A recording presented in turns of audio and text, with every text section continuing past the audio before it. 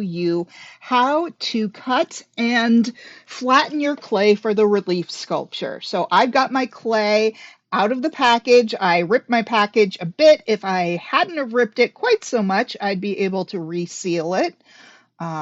And I will show you that in just a second.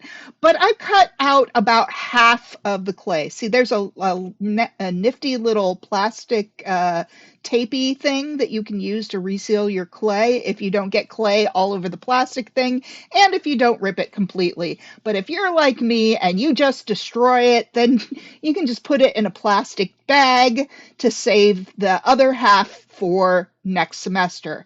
I would also recommend in that plastic bag putting a damp paper towel and checking on it just every so often, maybe once a week, to make sure that your clay isn't drying out.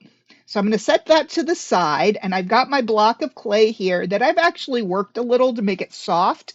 And I'm going to take a plastic knife and kind of divide it in half and then divide half in half to get a quarter that I'm going to save to the side for building with. And now it's time to flatten that brick. You can see that I'm not working directly on my countertop. Instead, I have a piece of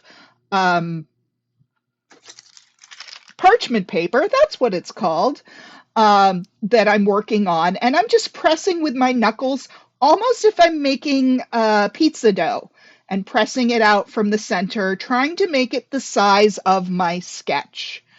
If you don't have parchment paper, you could use a piece of aluminum foil or plastic wrap or a piece of cardboard. The clay is kind of wet, so if it's anything that can soak water up, it will soak the water up of your clay. So I would recommend something that is more plasticky or not absorbent at least. And you can see I've flipped it over and I'm pressing it out more. It's going to be fairly thin. It's going to be pretty thin because that gives us a lot of clay to build up with. But once I've got it roughly the size of my sketch, I'm just going to cut away the edges until I have a reasonable rectangle style shape, and I can take those edges and add them to my clay that I'm going to be working from. And you can see there's still a lot of wrinkles, but I can get some water and I can smooth them out later.